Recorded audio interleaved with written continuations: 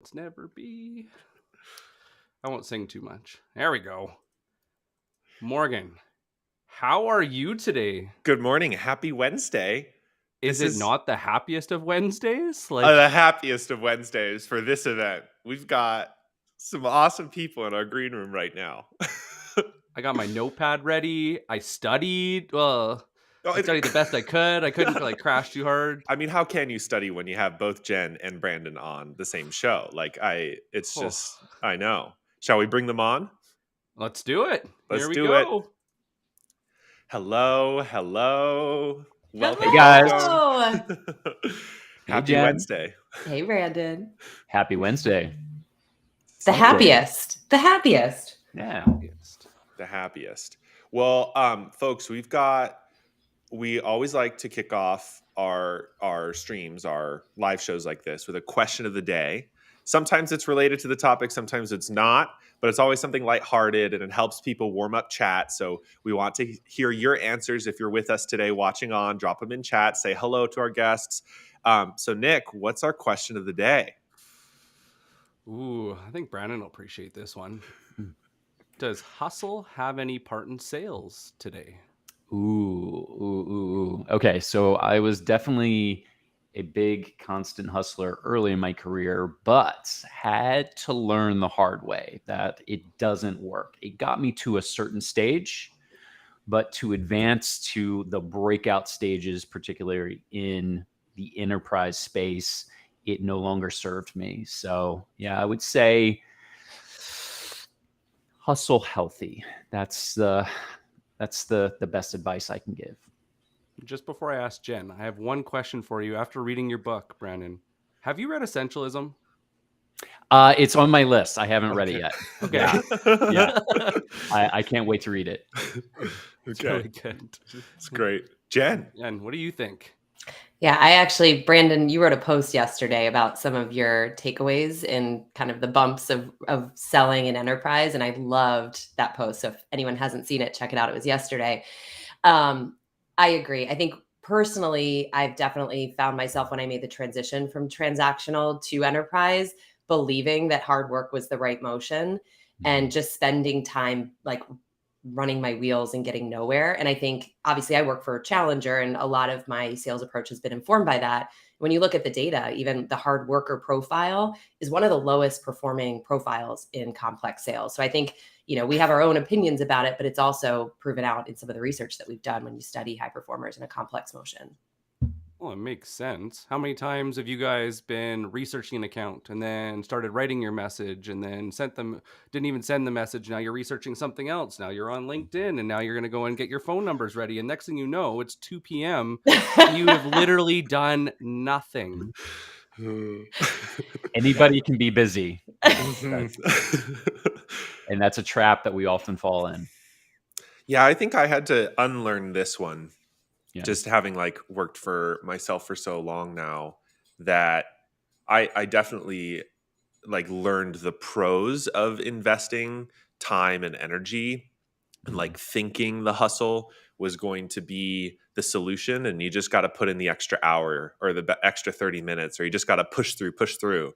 And I think now I've realized what about leverage? What are the little bits that produce a lot of results? And can I just focus on those, please? Because it's a lot easier, Yeah, much more sustainable when you have a system in place. And then that's the high leverage motion you just execute on every day. Once you tap into that, then you can manage your time, your energy, and your attention in much more effective ways. Another great book is Cal Newport's Deep Work. And the more you can carve out that deep work, that's what separates you in this knowledge economy that we're in. So besides the data coming from all the great stuff in the Challenger world, if you look at what our brains are equipped with, there's literally only so much good work we can do that our brains can serve us on.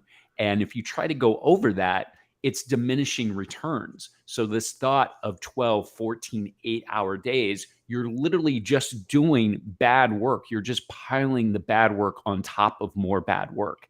And it's no wonder you feel irritable. It's no wonder you've got to supplement your energy with more caffeine or whatever else to keep you going. So you're better focusing on the high leverage activities and working less, finding that right harmony of the number of hours that you need, and letting your brain do that work that it needs, that deep work. And I think the research says it's about 4 hours of that highly concentrated deep work, and then balance that with maybe another 4 hours of meetings and answering, responding to emails. That's a more sustainable path than constantly hustling and grinding and trying to wear a lack of sleep like a badge of honor, being constantly sleep deprived, irritable. That's going to creep into other parts of your life, like your relationships. Yeah. People don't want you to go back to work drunk, but they'll brag about brag about being tired all the time. And and there's been so many different research studies that have shown that if you have a sleep deficit, I think it's only an hour over a few days, that it's comparable to being drunk. Yeah, that's right. That's right. Crazy. Nick, what about you? You asked your own question but haven't answered it, and then we'll dive in. I got myself into a lot of trouble when I tried to hustle in big deals. And the problem was that my managers pushed me to hustle. When I would do document requests, they're like, well, we need it now. If they're not willing to do it, like I remember one time they told me to go do a doc request Friday at 4:30 p.m. and told them that if they didn't send me the docs before 5 o'clock, they were going to charge them a bill to do the doc pull for them.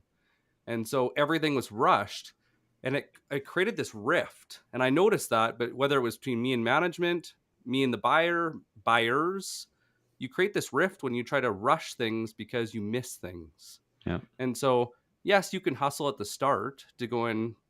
I think it's even good to hustle at the start just to go and get that pattern recognition, like do enough meetings, do enough cold calls, do enough LinkedIn approaches, that you build up that pattern recognition of good, better, best. But the hustle, I almost lost a few deals getting pushed to hustle through. And like I was in investment banking, I was selling businesses mainly 40 million to 200 million.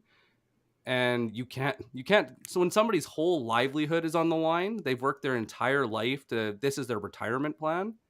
Do you think they want you cutting corners just because you want to close the deal faster? Like, oh, man. Just because your manager needs to get it done by the end of the quarter? Yeah, I don't think so. Yeah, These are people's lives. Yeah. So for everyone who's joining us, I see we got plenty of people commenting already. Please, if this is your first Power Hour, this is your hour as much as ours. We, of course, have plenty of questions. I know Jen and Brandon, Nick and I are going to ask each other questions as we go through the hour. But if you have stuff that comes up, if you have comments, if you have questions, drop them in chat. We'll throw them up on the screen and ask our crew when we have the opportunity to. So where maybe I kind of wanted to start today, Nick, just to kick this off, was to ask Brandon.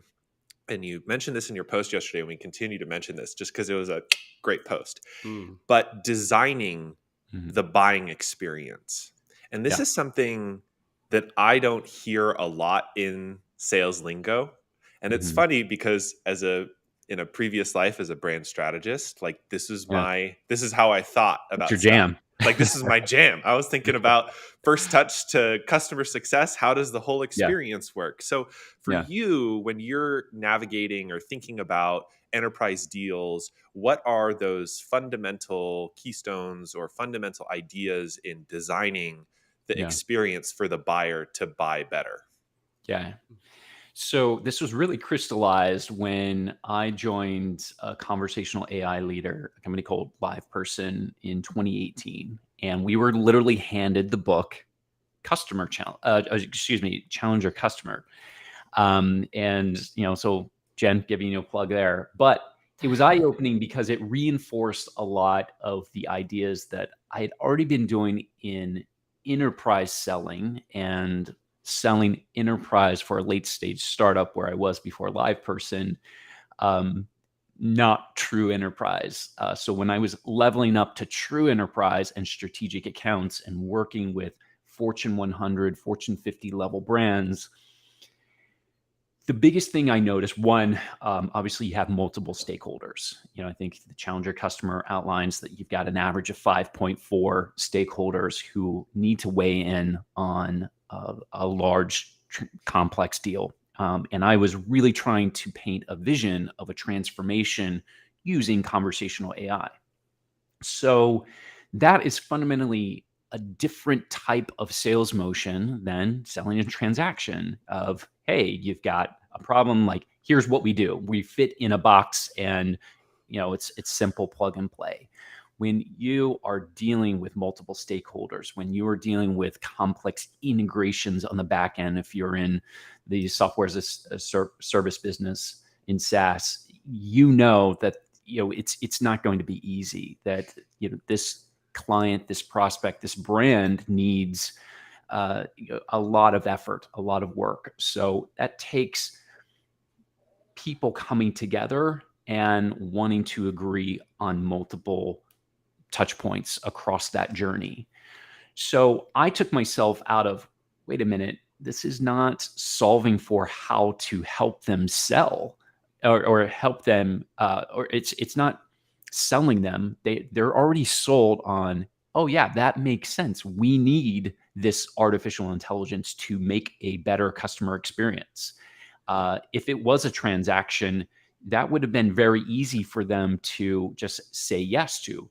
But they wanted more than just a solution. They wanted to transform their customer experience. So it wasn't selling them on, oh, use this chat service or use this messaging service, use this automation to make the customer experience better. It was about designing the experience for them to fully understand what a transformation looks like.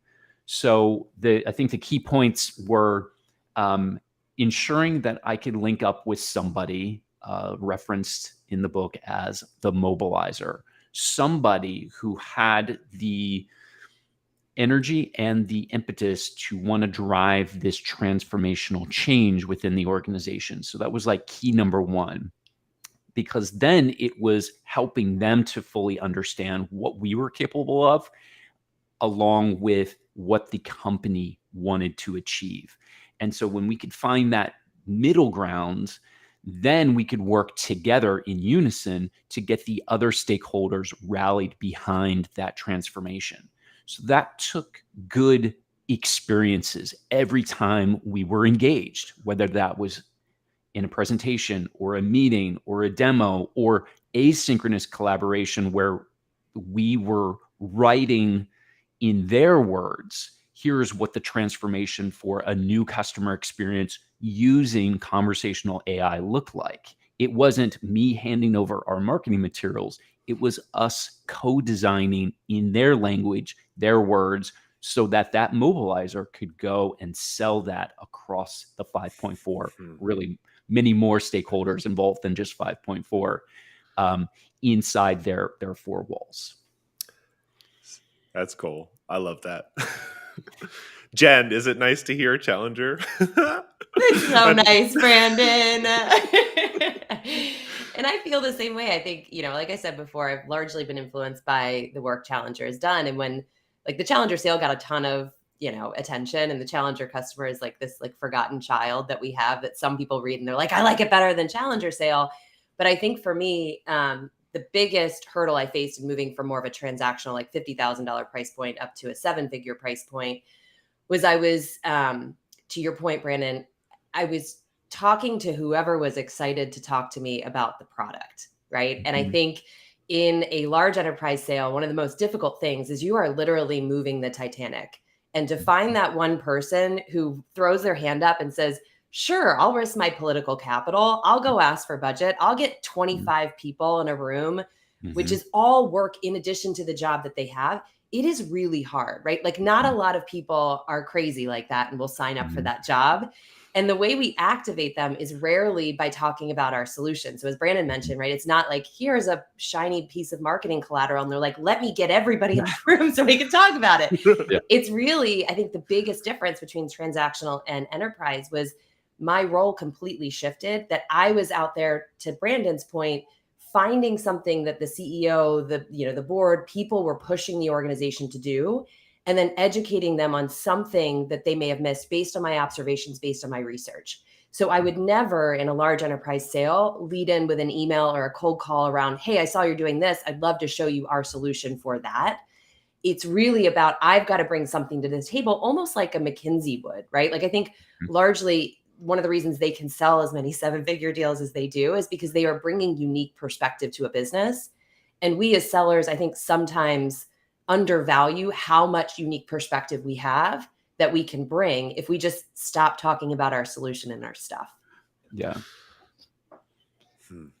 I think that's such a good point. Thinking like these big consulting firms do, Accenture, McKinsey, Deloitte, they are great at capturing huge dollars, 7, 8, even 9-figure sums, because they are designing this experience. They're designing the transformation. They know they get connected with the right stakeholders, these true mobilizers who understand, okay, I want to make change inside our organization. It is hard. There are politics. There are legacy infrastructure in place.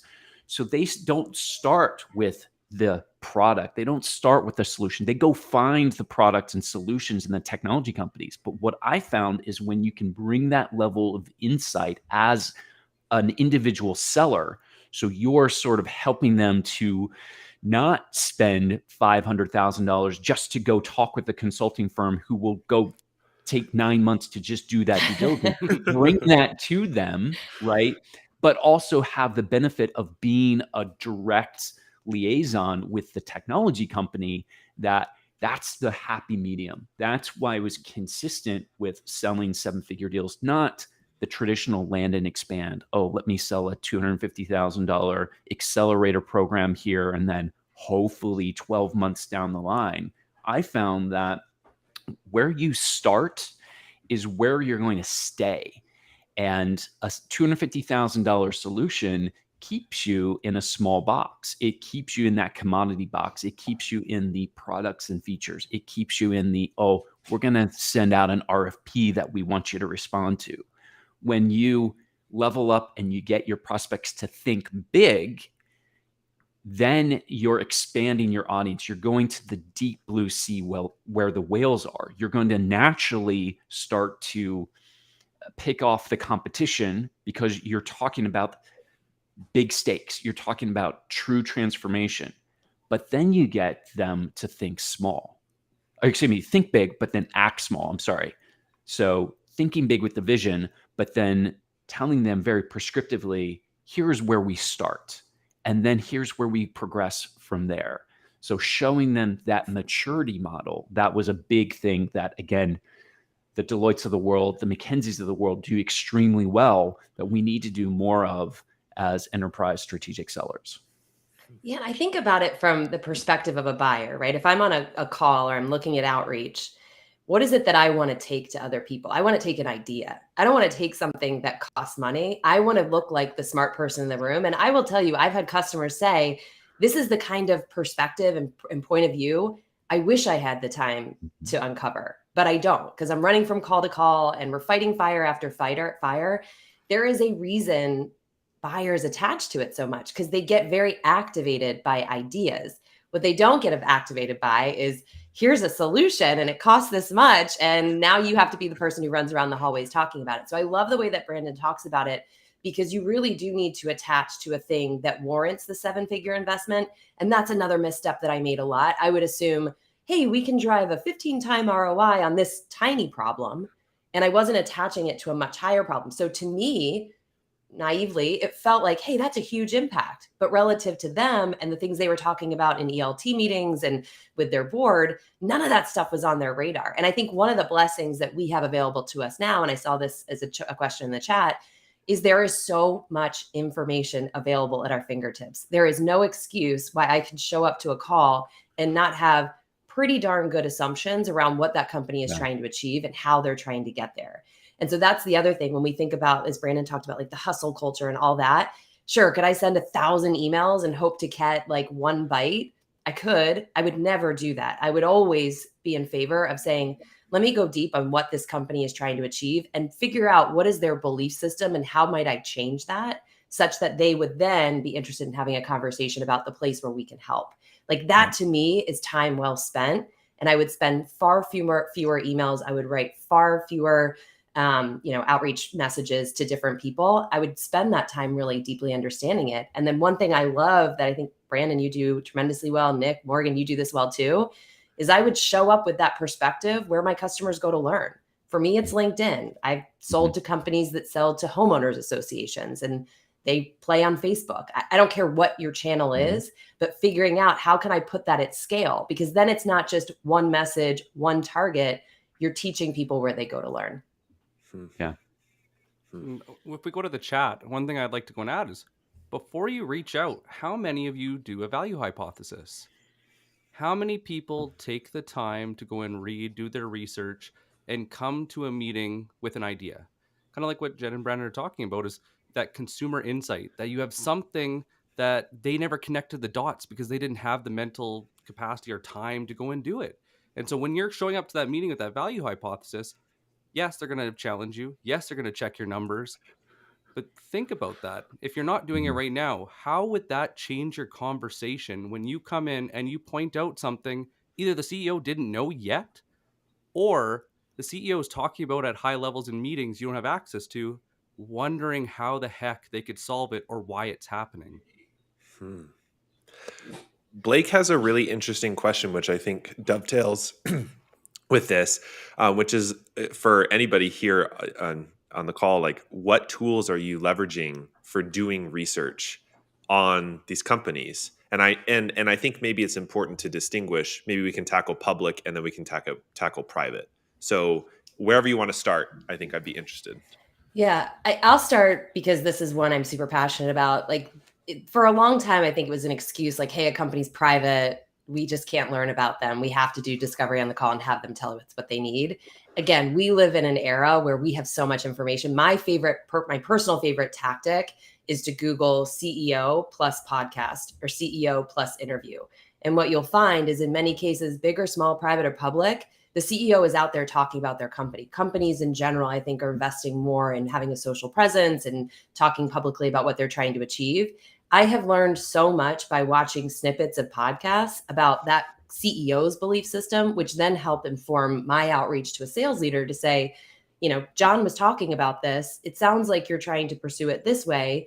In working with other customers, here's one pitfall that many organizations don't appreciate. Would it make sense to just kind of explore that a little bit more and have a conversation that is not in any way, shape, or form about what I sell, but everything about things I'm hearing? So for me personally, sometimes like with LinkedIn, it can be a little troublesome. Like I don't see a ton of CSOs who are my target segment posting, but you might see them commenting.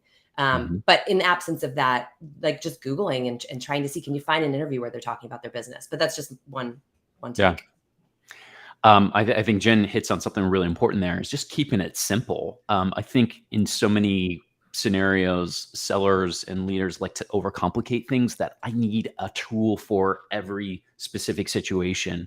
Sometimes it's just very simple. So again, past 4 years, I was very fortunate to be in a role where I was selling customer transformation, and that's to business to consumer brands and all the brands that we know well, right? From a shoe company that shoes we all wear to coffee we all drink to planes we all fly on. So that was like really fun. And that was the other thing that, again, helped me to get out of this hustle culture. It was exciting to work on needing to get so good. Again, back to this design thinking, I was always thinking to myself, how could I be so good inside their four walls that they would actually want to hire me? These McKinsey consultants, Deloitte consultants, they get so good. In some ways, they're given a badge to be like an employee. They're given an email address at these organizations. So from the outside, I went through a really powerful exercise, going from 2018 into 2019, where I rethought my account list. And I prioritized it based on very specific criteria to me. And I wanted to tie that personal meeting to brands that I knew, one, either I had industry knowledge on, or criteria that I knew, like, as a seller were important, like moving fast. So my strategic account list of 50 accounts, I completely eliminated financial services. Didn't have any experience there, so I didn't have any knowledge or value that I could bring. I worked as a consumer with had a few banks that I could speak to from the consumer experience, but I also knew the financial services industry notoriously moves slow just through their natural due diligence process.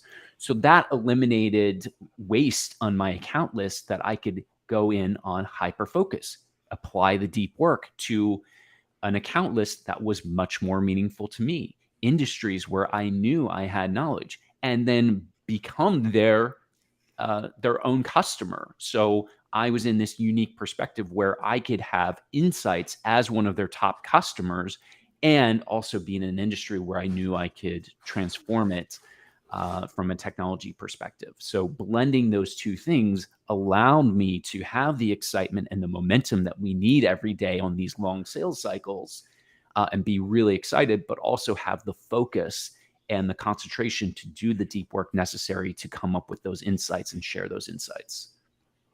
Oh, I love that. I'm going to just totally admit a big mistake I made when I started selling enterprise is I would filter and prioritize my opportunities by number of salespeople, right? Because I sell a sales solution. I would say, all right, if Microsoft's in my territory, they have the most, so they're priority number one. And what I failed to do when I was starting off in enterprise selling is exactly what Brandon said, right? Like, yes, there may be some measure that makes them a good fit, but when we think about the problem that our solution solves for, to what extent can I see evidence that that company is addressing that problem or feeling that problem? It completely changed the way that I prioritize my accounts. There's one healthcare company I went after for 2 years. I cannot tell you the amount of hours I spent reaching out to this customer. I'm fairly certain I was on their block sender list. So even worse, it was probably just going into an abyss. But I kept going after it because I was like, oh, but they have so many salespeople and they're in the healthcare industry and we do well there. But I never had evidence to support that they had the problem. And so that was a big misstep on my part for sure. It was interesting. Yeah, we can fall into that trap. And it's so tantalizing, when we look on paper, but sometimes we need that feedback loop and we need that personal system to say, okay, I'm not making progress here. Maybe it's time, because we're managing our business. We have to think of ourselves think like a venture capitalist, but then act like a CEO. Your account list is your business, and let your company invest in you. And then it's up to you to take that ownership and that accountability to say, here's the account plan, here's the account strategy, and why, and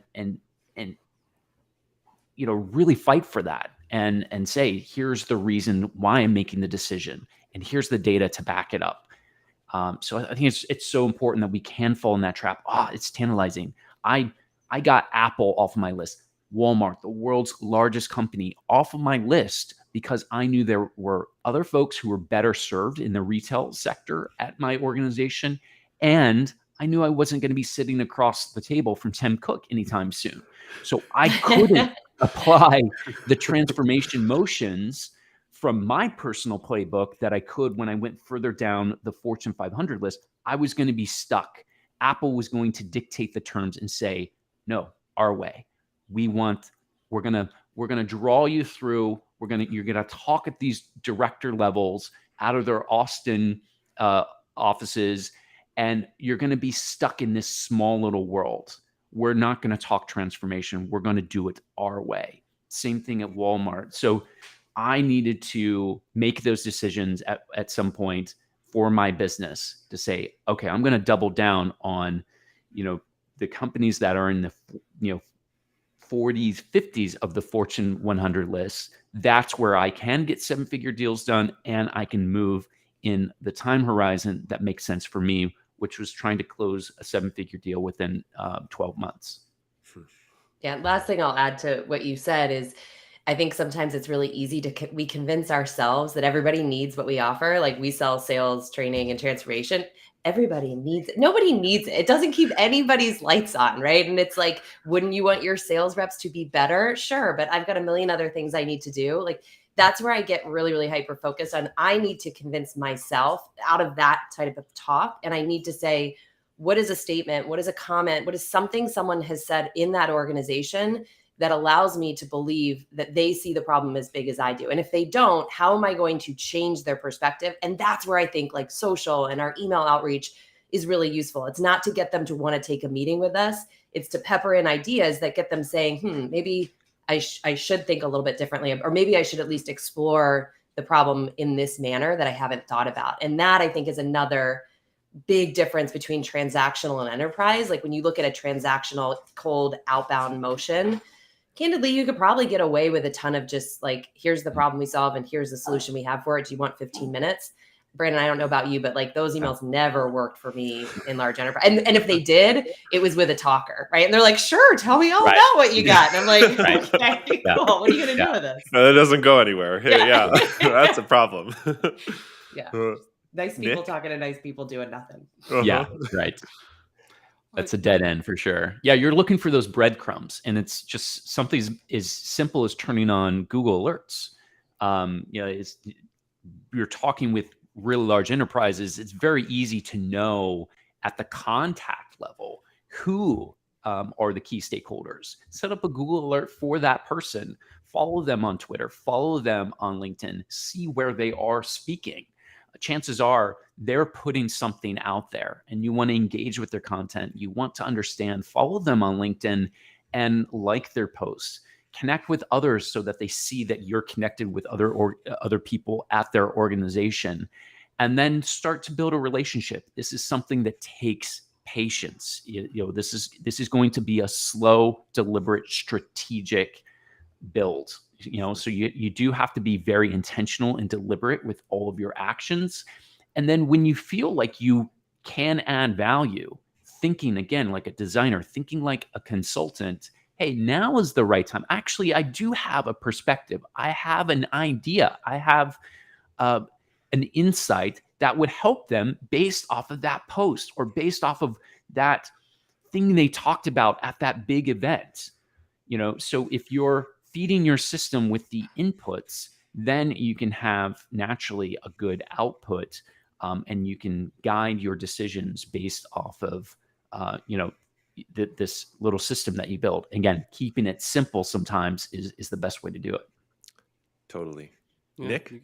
You got to start with the end in mind. I think this is where we get lost as sellers all the time. Like when I was selling business, nobody wanted to sell their business. If they did, usually it was a sign there was something really bad happening and they were trying to get away from it. And so I had to go and find companies that showed me triggers, signs of change, or something that where it would make more sense for me to sell them to a bigger company strategically. But how do you tell somebody to sell their baby when they're not ready? And so you have to start with the end in mind. It's like, so what is it? When we talk about tech, it's like, what are the APIs? What are all those connecting points that bring synergy? How is that actually look in their business post acquisition? How are they going to see the real value in that? How long is it going to take? How many people is it going to take? And so one of the biggest things I see from enterprise versus mid-market is the discipline on implementation. Is that you're actually going through and looking at, how do I deliver on my promise? Who do I need to be involved? And two, it's a team sport.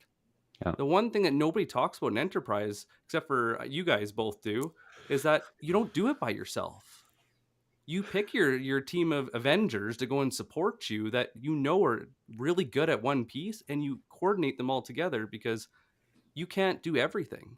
But if you don't figure out that implementation, you don't figure out where that real business case is and how you're going to get there, then it doesn't matter how many times you reach out. There's no real reason for them at a C-suite or even like VP level to take your meeting, because that's what they're focused on, is what is the future going to bring. Yeah. I mean, I think a big mistake I made in the past was I went from transactional my first year in selling like true large enterprise 7-figure deals.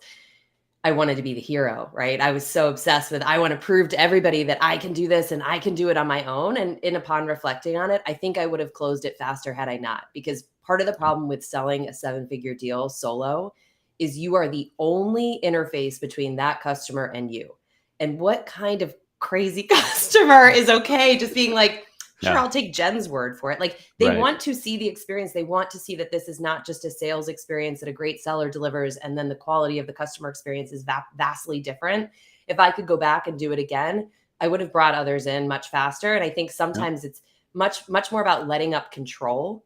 And those of us that get into large enterprise sales are often kind of type A and like having control over everything, but managing that process and understanding if the experience that I'm delivering is to show someone, here is what, it's going to be like when you work with us, and here's the implementation, figuring out who on the implementation team on my side is going to be able to show up, and then prepping with them to say, here's the landmines I don't want you walking into. Here are the words don't say. Here's the language that this customer uses. Here's the problem that they're seeking to solve. And if you really play quarterback, like you have to coach everybody on their team because they don't have the benefit of sitting in every other call like you did. I've seen some people make some bad errors thinking, I'm just going to pick the best client success person and pull them in. And they do very little prep.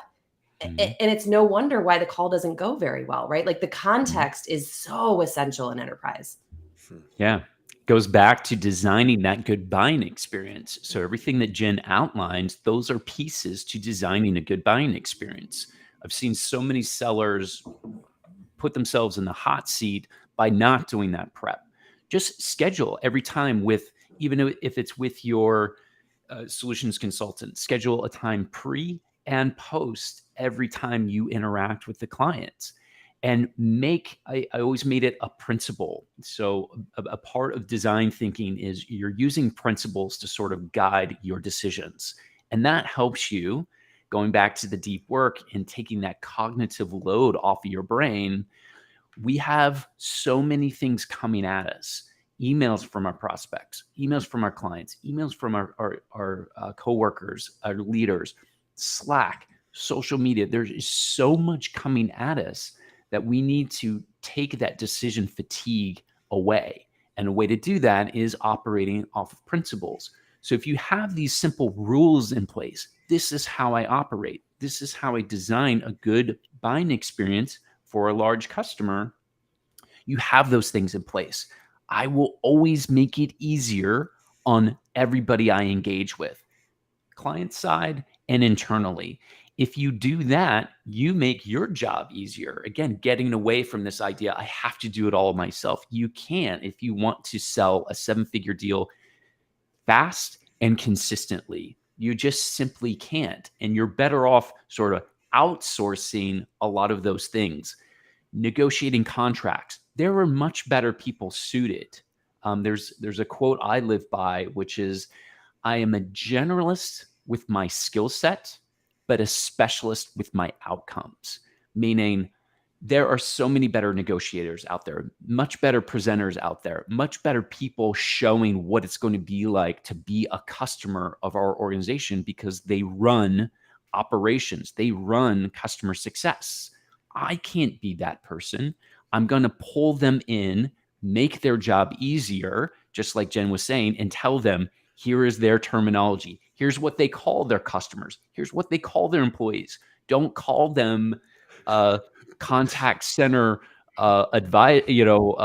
service reps. Call them advisors, right? And those little small things that provides the spark. When you're in a room with a large executive team, they're going to pick up on those things. So make everybody's job easier. That's essentially your role. You're sort of this orchestrator. You're this quarterback. You're a project manager. That's what the work comes down to. Design a good buying experience and then manage each account like a project. That's when you can get into a closing ratio of 70+%. And you don't need many deals in a year. You really don't. You go deep on the ones that have meaning to you, and you design these really great experiences, pulling in the leverage and the momentum of other experts within your organization. And they love it too. There's there was a comment a little bit ago, which I don't want to lose, from Terry, who had asked basically, how do you determine your mobilizer? And even we brought up like the talker and some of these other personas from challenger customers. So can you comment on the value of a stakeholder map and whether they have the power to, move for big strategic change? So maybe punt to Jen really quick. Like, how do you do this? Like, how do you find the right person to be that mobilizer in a deal? Yeah. So let me just define terms, because I know not everybody has read Challenger Customer. And this was like mind blowing stuff for me because I was doing it all wrong. So basically, just like we profiled sellers, we profiled buyers. And this never happens in our research. I mean, never, never, never, never. What we found was high performers, 100% of high performers targeted 3 types of stakeholders. 100% of core performers targeted another 3 type of stakeholders. And essentially, when you like label them, the high performer camp, they tend to focus on what we call mobilizers, which are people who will do the work beyond just nodding, yes, I see value in what you offer, to actually take the deal forward. And a stat that I was kind of blown away by is out of all the people who want to buy what you have to sell, only 49% of them will actually advocate for you and take it the next step.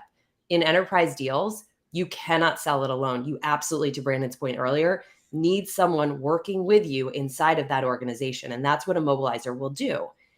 The other camp is called talkers. Now, talkers, man, they are so easy to talk to because you reach out, your manager's on your back saying you need to up your activity level. They will always take your call because they got nothing better to do. And they'll just talk to you all day long about, we're going to change this and this is what we're going to do different. But then when it comes time to say, all right, now how do we get this in front of the broader buying group? All of a sudden they're nowhere to be found. Right. And so it's a trap. I fell into it. I would talk to talkers because it made me feel like I was making forward progress. What I've come to learn is mobilizers are often somewhat skeptical at first. So they present almost as if they are debating you and not believing you. But the thing that all mobilizers are activated by, getting back to Brandon's point, is insight. So if you go to a mobilizer and talk to them about your solution, it will fall on deaf ears. If you go to a mobilizer and say, I observed that your CEO said that you're trying to achieve X, and here's the way that you're thinking about it. What we've learned in studying this or working with other customers is Z. They will perk up, but they will not make it easy for you. They will ask all sorts of questions to pick it apart. But the reason they do that is not because they don't want what you're selling. It's because in the back of their mind, they're saying, if I'm going to take this to my CEO or my boss or whoever, I do not want to get caught looking like I haven't got answers to these questions. And so they're pressure testing your idea, right? And I think, to me, the best way that you can find a mobilizer is to present an insight to them and see how they engage. And there's 2 things you watch for. 1, are they asking skeptical questions? Meaning, are they not just saying like, that sounds awesome, let's move forward? They should be skeptical. And 2, are they talking in the language of we or me? Now, the reason this is important, and this is another place I got caught into when I was first selling enterprise, the people who prioritize me do the same thing in their business, right? So they only speak up when there's something that's beneficial to them, and the rest of the team knows it too. And so when you hear someone talking all about their own personal benefit is good, but if it's exclusively talking about how something benefits them, it's the same way they're going to show up to the rest of the buying team. They're going to say, we should do this because it helps me do this. So those are 2 cues that I'm looking for when I'm watching how they react. Are they saying me or we? And then are they being somewhat skeptical? If they are, that shows this is contrary to their current belief system. I may have something good here. A blocker is the other 3rd type. Those are people that are just anti-change, pro status quo. And really the best thing you can do there is get your mobilizer to change their thinking instead of you going to bat against them. Yeah. That it's like, I hope everybody was just listening in the past 5 minutes, because like, that's it. Like, those are the motions. That is it. It's almost to a T. That is how every deal gets done in these large, complex enterprise deals. And one little thing that I observed as well that I would add on to that is looking for somebody who has recently come over. They make a good, at a senior level, they make a good potential mobilizer. Somebody, especially we see this in IT, when you see a CTO who's been there for 15, 20, 25 years, you're going to get caught in probably, they're definitely going to push back. They might fall into the camp of a full-on detractor because they are set in their ways. But somebody who's been there, who has a fresh set of, hey, we need to accomplish this. They have the personal motivation to make that change, right? There is so much riding on this. If they are charged with, a big enough title, right? A big enough role to say, hey, we've got to revamp the contact center. We have to revamp the customer experience, the marketing experience. Those are great people to sort of keep an eye out for. Again, you're looking for those breadcrumbs to feed you. And then once you get engaged with the mobilizer, as Jen laid out beautifully, that's the key. Is following everything that she outlined. Brandon, what you just said, I would have completely forgotten about this. It is I literally had chills on my arm, because when I went back, and I do like a win-loss analysis on my deals. When I look back, one of the common characteristics of all of my 7-figure deals is they had turnover at the executive level. It wasn't always this chief sales officer. Sometimes it was the CEO, COO, president, but in every single one, they had it. And it's an impetus for change. And it's something we can track, right? Like, it's a trigger we can set up and learn that on LinkedIn. I would have completely forgotten to add, but it absolutely validates what you said. There's external change happening inside the organization that puts pressure on it. When I see a chief sales officer that's been there for 20 years, I literally have to have like 5 other reasons why that might be a good fit before I reach out, because like, they don't want to do anything different. Exactly. They got Status total quo. job security. It's working, obviously. Yes, great point. We have another question from Anish in chat a little bit ago, and apologies if we butcher anybody's names. I'm trying my best here. Could you talk more about timelines a rep ideally should take to close these sorts of deals? Brandon, I know you previously had set sort of a personal goal for closing these deals in 12 months. Is that like a good benchmark if people are following everything that's talked about today, or how do you think through timelines? Yeah, I don't think it has to be as long as we hear. I think sometimes it is industry specific. So Jen mentioned the healthcare industry. That is like financial services. That is another industry that just moves slowly because there are legal ramifications in the healthcare space, right? They have to do their due diligence. I sold to the largest healthcare company, and it took 2 years to close that deal, even though we had a direct connection from our CEO to their C-suite, the number 2 in charge. It still took that long. So there are some factors from an industry perspective that you just can't get around. So size of the company, industry, I think those are a couple of factors that will play in on the deal cycle length.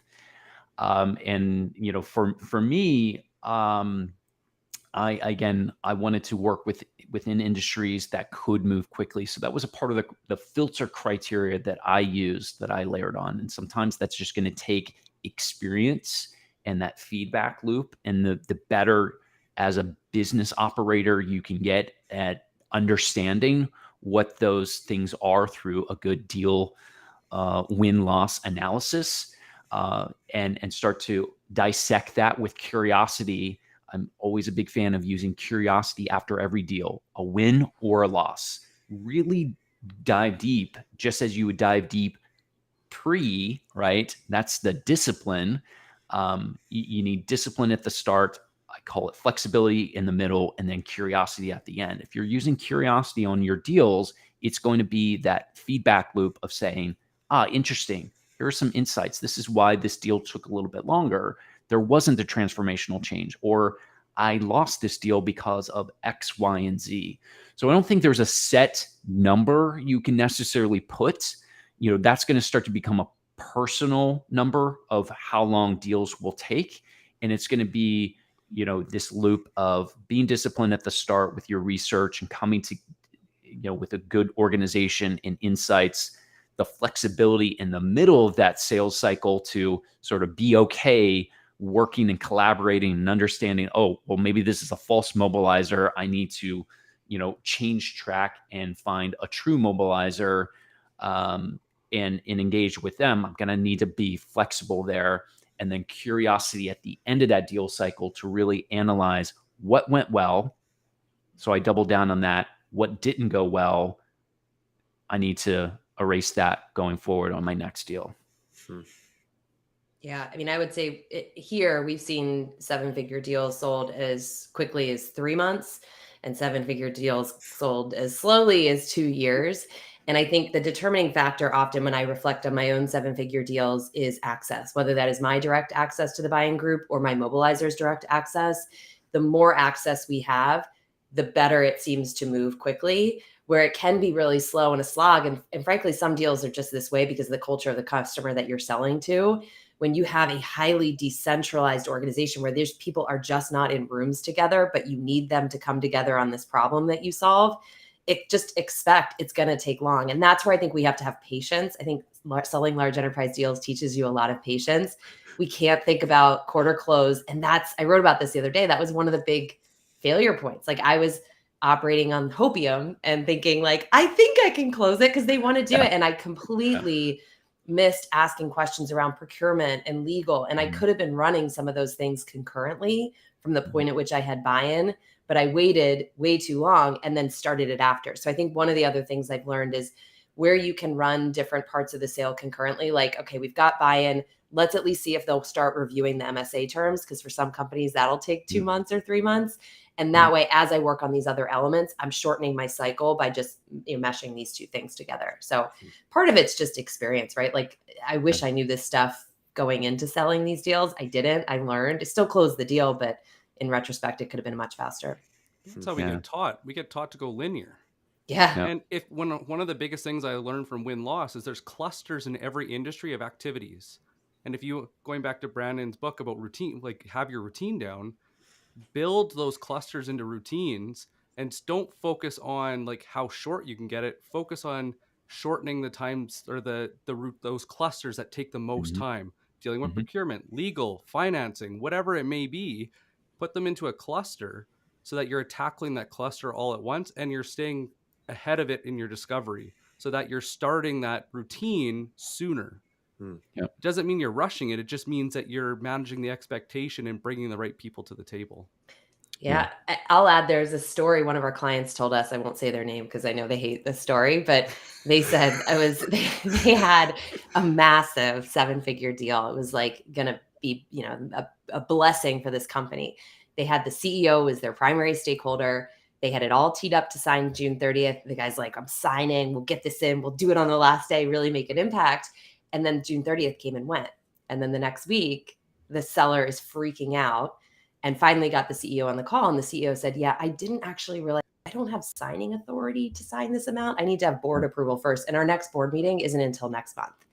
And so the other thing it taught me is sometimes when you feel like you've already won the deal and it's just about moving through the motions of signature, I was completely underappreciating that things like that could happen. So I would have thought CEO, they have signing authority. And so it also forces us to make sure early on we're asking these questions, because we've all talked about this, right? Buying's really hard. Sometimes our buyers don't even know how to buy, especially when they're buying something of this size. And it's our job to coach the buyer to say, I'm sure you have signing authority, but by chance, could you just double check that a solution of this size is something you don't need board approval for, you don't need someone's private equity approval for? And I miss those questions a lot in the beginning. And so now I know as I move along, if I ask that as we're still in the process, instead of waiting until we're in legal, I can get ahead of that. I allow my buyer the opportunity to get those answers in a timely fashion. Yeah. 2 accelerators that helped, close deals faster for me was just that. Part of designing this good buying experience, couple things.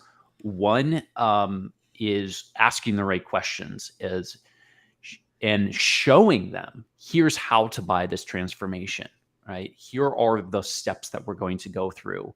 And when you find that mobilizer, that's really your upfront effort, is quickly getting to a true mobilizer. And once you find that true mobilizer, a beacon for me was, can I get on a texting basis, right? Does this person want to text me personally? Hey, can we jump on a quick call before you talk with legal, procurement, or my boss, right?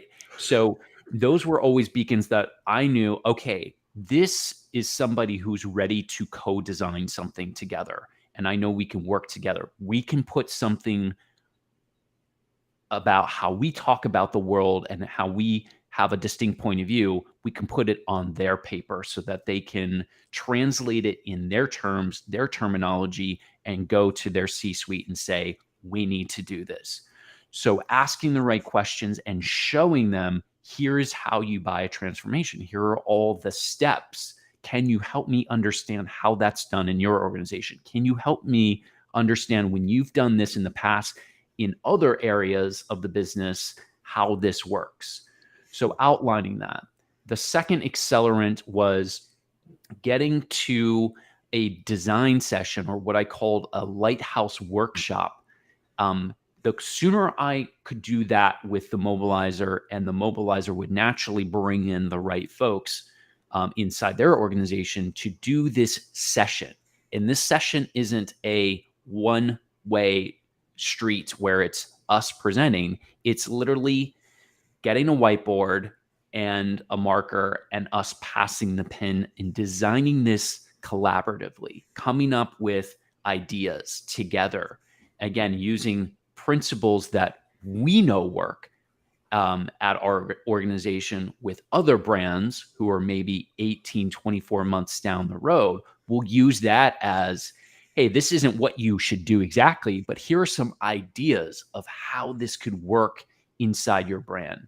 We ran this really well at Chipotle, and it was not the QSR or fast casual industry was not something we were naturally accustomed to, but we were able to close a really large deal in 7 months by doing this. We got to our third meeting was this design session where we pulled in really powerful folks within our organization.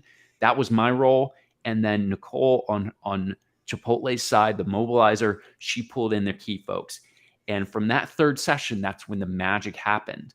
And from that design session, and where I outlined, this is how we're going to help Chipotle buy this transformation. Here are the steps that we need to go through.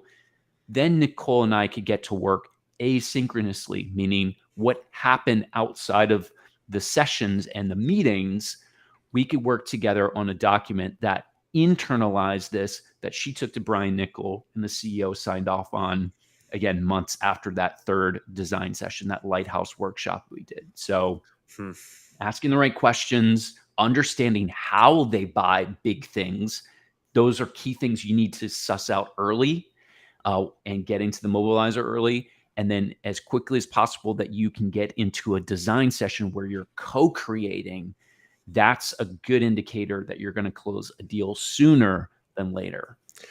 Just so we're getting close to the end of the hour. This has been extraordinary. And I actually was just it's funny you bring up talkers. I was thinking about all the talkers I've interacted with. So I've been like distilling and thinking through all of the stuff brought up. But I wanted to ask one last thing, since we promised this in our event promo, was how social changes some of these motions. And especially like Nick and I talk a lot about warming up accounts. And so both of you have large social presences on LinkedIn, of course. But for the seller yourself or the sellers that you work with, how do you see social changing some of the upfront or even throughout the entire buying experience of large deals? And I'm just going to punt that to whoever wants to answer that first. I can start if you don't mind.